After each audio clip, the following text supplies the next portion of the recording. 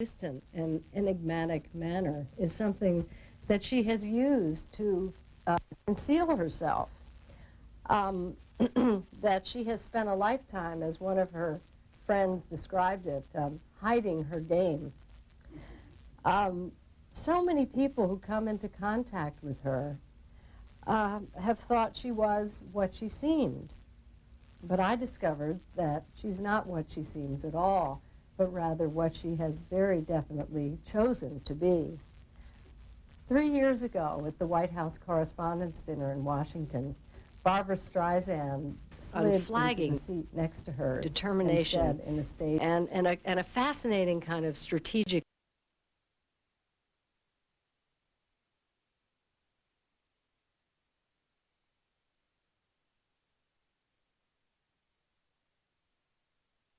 intelligence, where she really knew how to seize opportunities and run with them.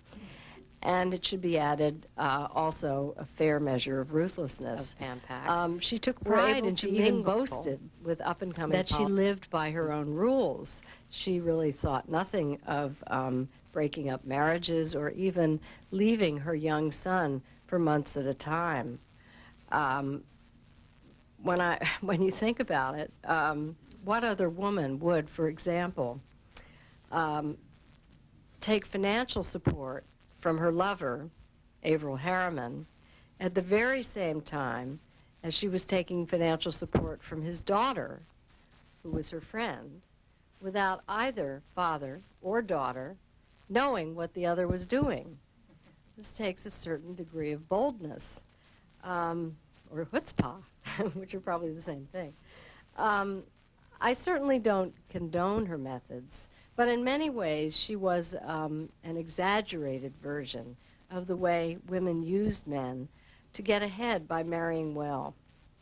Pamela understood that her abilities had real value at a time when women were measured by how they looked on a man's arm, or how they set a table, or how they kept the conversation moving, or managed a household, or knew how to make connections. The difference was that Pamela elevated these techniques into a kind of high art that she used boldly on an international scale. In effect, she was a kind of sophisticated social entrepreneur who was always willing to strike out for new territory.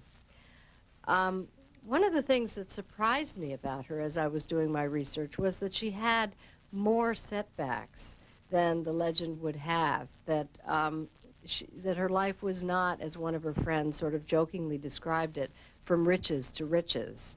Her failure as a debutante, for example, prompted her to pursue older and wealthier men.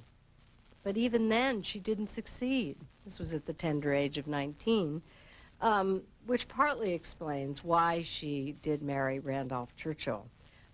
They met in September of 1939, several weeks after England had declared war on Germany. She was 19, and he was 28, and as she certainly knew, he had a terrible reputation as a drinker, as a womanizer, as a gambler, as a bore. Glad he's not one of your relations, actually.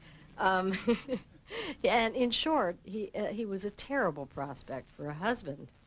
Yet, she accepted his marriage proposal on their first date.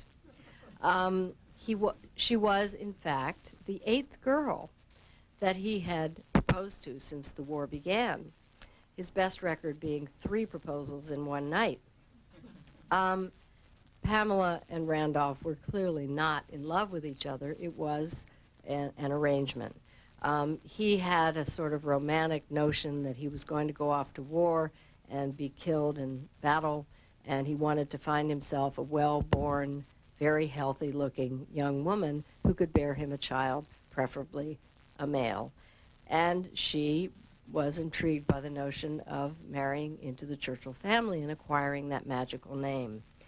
And there really was no better entry into the world of power and influence that she was interested in than by marrying the son of one of the most famous men in England, who, although he was not prime minister at the time, was certainly destined to be that. In real terms, that marriage lasted probably less than a year, but it was just enough time for her to produce the required son and heir, whom she named Winston, much to the delight of his famous grandfather, thereby solidifying her position in the family. 6 months after the birth of little Winston, and 3 months after Randolph Churchill left for military service in Egypt, Pamela began her affair with Averell Harriman. By the war's end, Pamela and Randolph were divorced, and the most intriguing thing is that 50 years later, Pamela still gets a fair amount of mileage out of the Churchill name. She dropped Digby, she dropped Hayward, but she did not drop Churchill, even though at a later point she got that marriage annulled so she could try to marry somebody else, all of which is in the book. But as far as the Churchill name went, in business terms, she sort of understood its market value, and so it was an essential move for her. Looking at her lineup of famous men, a lot of people have been tempted to say that, oh, well, it was all just about sexuality. Yet, although her allure was certainly important, one of her lovers during the 1950s was Johnny Agnelli, the heir to the Fiat auto fortune. And he had an aunt who once said of Pamela that she was appetizing, pink like a peach that you wanted to bite into. But in fact, her appeal was more interesting and complicated than sexuality. There were many beautiful women around who were available to these men for brief romances, but Pamela knew how to keep their attention over a long period of time. One of her Parisian lovers after Agnelli, Élie de Rothschild of the famous French banking family, used to call her his European geisha. She knew how to cocoon a man, which was to make him the complete focus of her life and to wrap him in comfort and security, to make everything easy for him. She knew what her men needed, and she derived great power from serving them. She also molded herself to their interests and culture. With Johnny Agnelli, for example, when she answered the telephone, she used to say, pronto, in a very distinctive Italian accent. And later, when she took up with Élie de Rothschild, she would answer the telephone by saying, ici Pam. Above all, though, she knew how to make herself very useful to the important men in her life by arranging introductions to the right people, by finding out information that a man might need for professional or personal advancement, and by widening his horizons in various ways. Even after her love affairs ended, with very few exceptions, she was careful to maintain friendships with these important men and to continue doing favors for them, and at the same time continuing to earn their gratitude. With Johnny Agnelli, for example, it's one of the best examples. She played a key role in helping him secure a foothold for his business in the United States.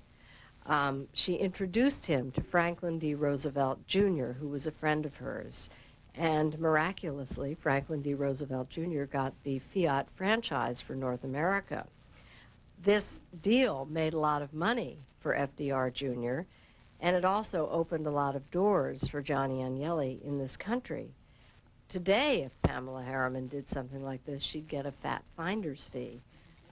Instead, she earned Agnelli's generosity and lifelong gratitude. To this day, they're very good friends. Still, at the time, back in the 40s and the 50s, none of her European lovers would marry her. In a way, she was doing her job as a mistress all too well. The clock was running against her as she was approaching 40, and so she turned her sights toward the United States, at which time she whisked Leland Hayward away from his third wife, married him, and assumed yet another identity as a Broadway wife.